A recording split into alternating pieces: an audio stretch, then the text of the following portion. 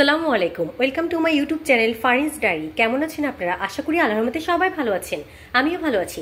আজকে আমি একটা পটল রান্না করছি। এখানে 1 কেজি পরিমাণ পটল নিয়ে নিয়েছি। খুব লোভনীয়ভাবে আমি রান্না করার চেষ্টা করব। সেই জন্য আমি কিন্তু এখানে সব মশলা যা যা লাগবে সব প্রিপেয়ার করে নিয়ে নিয়েছি। এখানে পেঁয়াজ বাটা, রসুন বাটা, আদা বাটা, পরিমাণ মতো লবণ ব্যবহার করব, নারকেল বাটা, কাঁচামরিচ বাটা, টমেটো বাটা, হলুদ তাও পরিমাণ মতো নিব, সরিষা বাটা, পোস্ত বাটা, জিরার গুঁড়া, ধনিয়া গুঁড়া, এলাচ, তেজপাতা আর ধনে পাতা তো আছেই। আমার সাথেই থাকুন। প্রথমে আমি পাত্রে সয়াবিন তেল দিয়ে দিচ্ছি। এগুলোতে আমি পটলগুলো হালকা ভেজে নিব।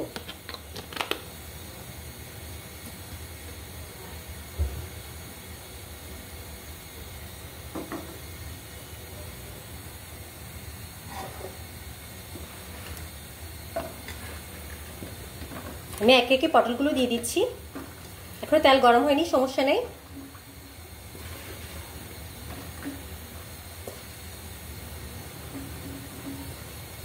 আমার এখানে 1 কেজি পরিমাণ পটল আছে। সাথে সামান্য হলুদ দিয়ে দিচ্ছি,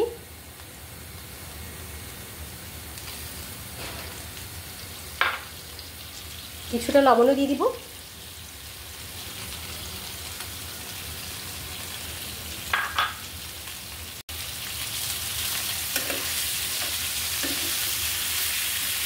পটলগুলো তেলের মধ্যে লবণ আর হলুদ দিয়ে ভালো করে একটু ভেজে নিব।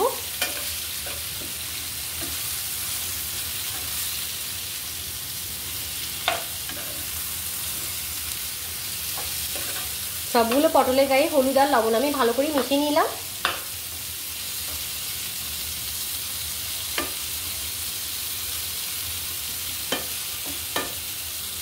পটলগুলো ভাজা হতে থাকুক, একটু পর আমি আবার আসছি। আমার পটল কিন্তু ভাজি করা হয়ে গিয়েছে। এবার আমি এগুলো নামিয়ে নিব। আমি পাত্রটা চেঞ্জ করে নিয়েছি।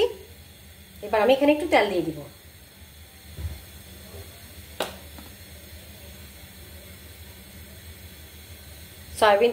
সরিষার তেল দিয়ে দিলাম।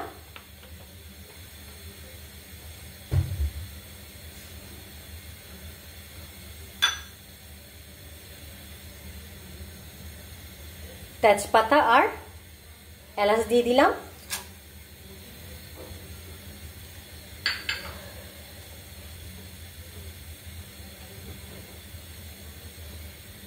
পেঁয়াজ বাটা দিয়ে দিব।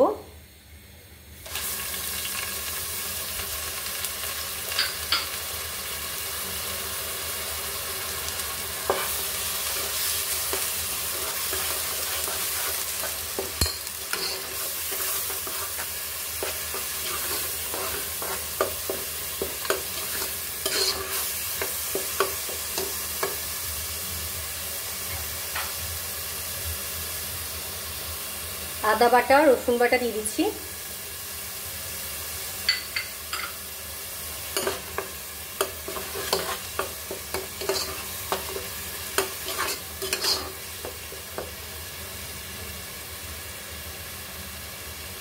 কাঁচামরিচ বাটা দিয়ে দিচ্ছি।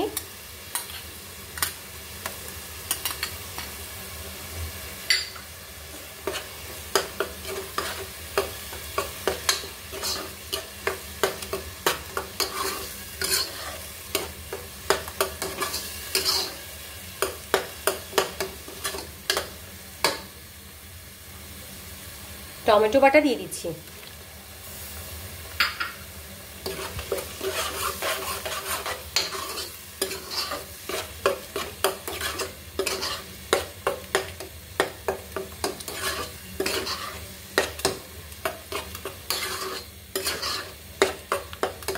এগুলো কিছুক্ষণ কষিয়ে নিব। সামান্য ধনে গুঁড়া দিয়ে দিব, আপনারা দেখতেই পাচ্ছেন। সামান্য পরিমাণ সামান্য জিরা গুঁড়া দিয়ে দিচ্ছি।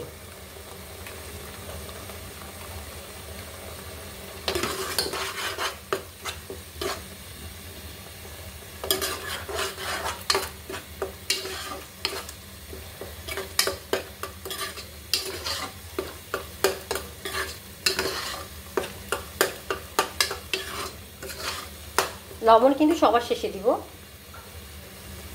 একটু করে সামান্য পরিমাণ, কালারের জন্যই, বেশি দিব না। হলুদ দিয়ে দিলাম, আর ভাজার সময় তো হলুদ লবণ দিয়ে ভাজা হয়ে গেছে। তারপর এগুলো কিন্তু কিছুক্ষণ কষিয়ে নিব, এরপর আমি আবার আসছি। এই পর্যায়ে আমি পোস্ত বাটা দিয়ে দিচ্ছি,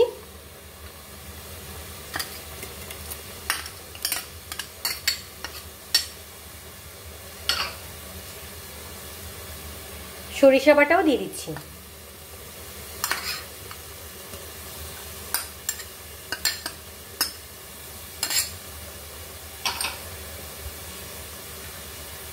নারকেল বাটাও দিয়ে দিচ্ছি।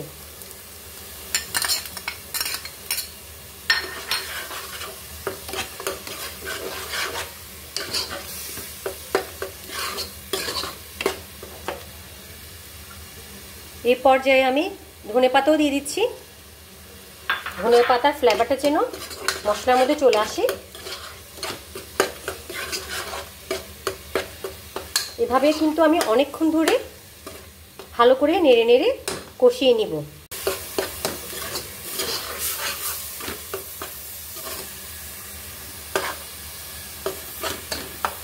এই পর্যায়ে আমি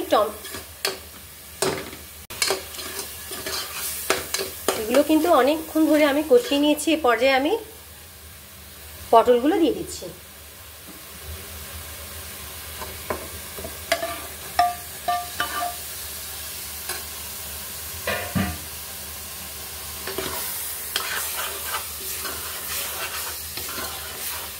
লবণটা দেখে তারপর দিব লাস্ট পর্যায়ে, কারণ আমি পটল ভাজার সময় কিন্তু যথেষ্ট পরিমাণ হলুদ আর লবণ দিয়েছিলাম, তাই কালার আসার জন্য কিন্তু মাঝখানে আমি কিছুটা হলুদ দিয়েছিলাম, লবণটা এখন দিব না।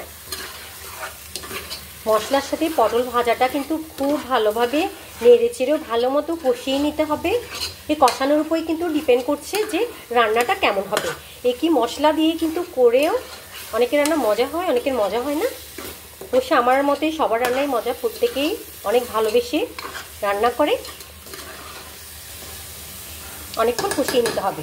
এখন কষানো হয়েছে আমার পটলগুলো মশলার সাথে। এই পর্যায়ে আমি এই 1 বাটি কিন্তু পানি দিয়ে দিচ্ছি, ঠান্ডা পানি দিচ্ছি, সমস্যা নেই।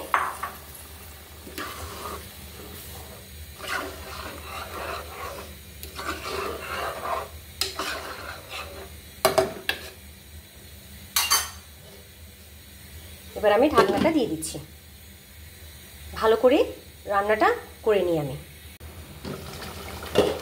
অফ ক্যামেরায় আমি লবণ চেক করেছি, আমার কিছুটা লবণ অ্যাড করতে হবে।